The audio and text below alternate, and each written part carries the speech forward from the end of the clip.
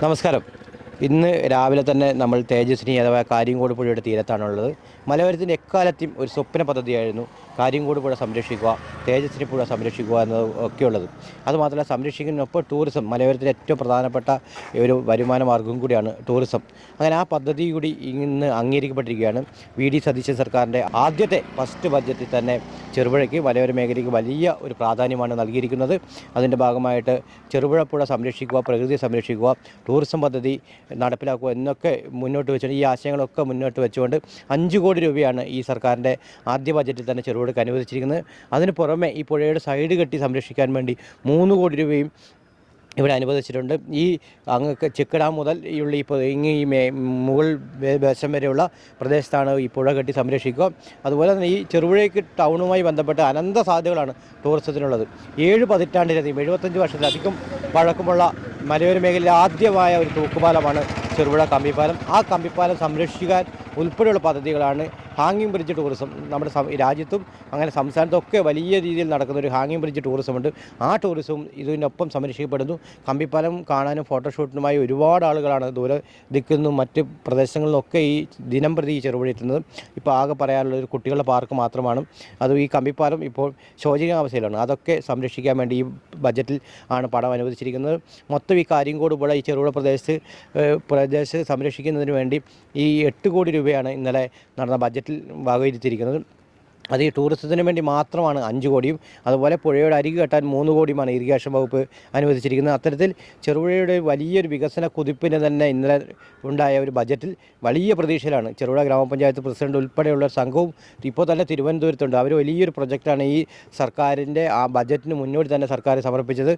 ഈ പഞ്ചായത്ത് ഭരണസമിതി അധികാരമേറ്റ ഉടൻ തന്നെ ഈ പുഴയുടെ പ്രദേശം സന്ദർശിക്കുകയും അപ്പോൾ ഇതുകൂടാണ്ട് എഞ്ചിനീയർമാരെ ഉൾപ്പെടെ എത്തിച്ച് ഇവിടെ ഒരു എസ്റ്റിമേറ്റ് തയ്യാറാക്കുക, അതുപോലെ ടൂറിസത്തിൻ്റെ ഒരു പ്ലാൻ തയ്യാറാക്കുക, ഇവിടെ ഒരു ചെറിയൊരു പാലം ഉൾപ്പെടെ നിർമ്മിച്ച് ചെറുപുഴ പുഴയോട് ഭാഗത്തേക്ക് എത്തുന്ന രീതിയിലാണ്. അതായത് ചെറുപുഴ ചെക്ക് ഡാം മുതൽ അങ്ങ് ഈ ചിറ്റാരിക്കൽ പോകുന്ന പുതിയ പാലം വരെയുള്ള ഏകദേശം 1.5 കിലോമീറ്റർ അധികം വരുന്ന പ്രദേശം സംരക്ഷിച്ചുകൊണ്ട് ഇതുവഴി നടപ്പാത ഉൾപ്പെടെ വലിയൊരു ടൂറിസത്തിനാണ് ഈ മലയോര മേഖല വരുന്നത്.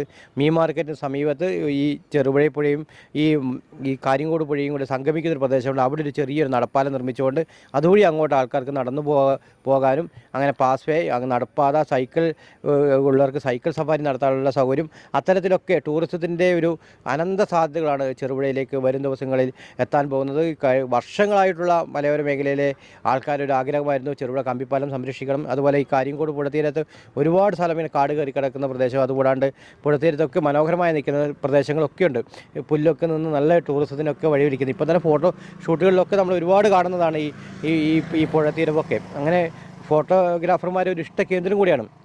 അതൊക്കെ സംരക്ഷിച്ചുകൊണ്ട് ജനങ്ങൾക്ക് വരുമാന മാർഗ്ഗമായി എത്തുന്നത്. അതുപോലെ തന്നെ പുഴ സംരക്ഷണമാണ് ഇതിൻ്റെ മുഖ്യ ഘടകം. കാര്യങ്കോട് പുഴ ഒരുപാട് ചരിത്ര പ്രാധാന്യമുള്ള ഒരു പുഴ കൂടിയാണ് ഈ കാര്യങ്കോട് പുഴ. ആ പുഴ സംരക്ഷിക്കുക എന്നൊരു ലക്ഷ്യം കൂടി ഇതിനകത്തുണ്ട്.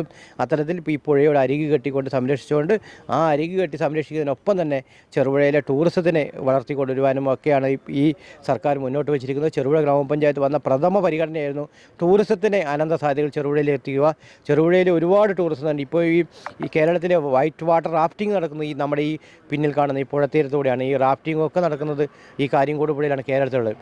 അത്തരത്തിൽ ഒരുപാട് ടൂറിസം സാധ്യതകളുമുണ്ട് കുത്തൊഴുകി വരുന്ന ഈ പുഴയിലും. അപ്പോൾ അതൊക്കെ പരിപോഷിപ്പിക്കാൻ വേണ്ടിയൊക്കെയുള്ള പദ്ധതികൾ നടക്കുന്നതിനിടയിലാണ് ഇപ്പോൾ അവർക്കൊക്കെ പിന്തുണയുമായി സർക്കാർ ഇവിടെ 8 കോടി രൂപ ഈ പുഴ സംരക്ഷണത്തിനായി, ഈ ടൂറിസത്തിനായി ഇന്നലെ ചേർന്ന ബജറ്റിൽ അനുവദിച്ചിരിക്കുന്നത്. അതുകൊണ്ട് ഈ ചെറുപുഴ ടൗണിൻ്റെ വലിയൊരു വളർച്ചയ്ക്കും മലയോര മേഖലയിലേക്ക് ടൂറിസ്റ്റുകൾ എത്താനുള്ള വലിയ സാധ്യതകളുമുണ്ട്. അങ്ങനെ സമസ്ത മേഖലയിലുമുള്ള വ്യാപാര മേഖലയിലൊക്കെ നിൽക്കുന്ന തകർച്ചയൊക്കെ ഇടും. ഇപ്പോൾ ടൂറിസ്റ്റുകളൊക്കെ ഇതെത്തുമ്പോൾ വലിയ സാധ്യതകളൊക്കെ വഴിതെളിക്കുന്നു. അത്തരത്തിൽ വലിയ പ്രൊജക്റ്റ് ഇപ്പോൾ തന്നെ ഈ പഞ്ചായത്തിൻ്റെ ഭരണസമിതി ആദ്യ യോഗത്തിൽ തന്നെ അങ്ങനെ ഒരു തീരുമാനം എടുക്കുകയും അങ്ങനെ പ്രൊജക്റ്റൊക്കെ തയ്യാറാക്കി ഈ സർക്കാരിലേക്ക് സമർപ്പിച്ചതിൻ്റെ ഭാഗമായിട്ടാണ് ഇത്ര പെട്ടെന്ന് തന്നെ ഇങ്ങനൊരു പണം അനുവദിച്ചിരിക്കുന്നത്. ഇത് സംബന്ധിച്ചുള്ള പഞ്ചായത്ത് ഭരണസമിതിയിലെ പ്രമുഖ നേതാക്കൾ ഉൾപ്പെടെയുള്ള എല്ലാവരും ഇപ്പോൾ തിരുവനന്തപുരത്താണുള്ളത്. അപ്പോൾ അവരൊക്കെ വന്നു കഴിഞ്ഞതിൻ്റെ കൂടുതലായ ഇതിൻ്റെ വിവരങ്ങളൊക്കെ നമ്മളുമായി പങ്കുവെക്കുന്നതാണ്.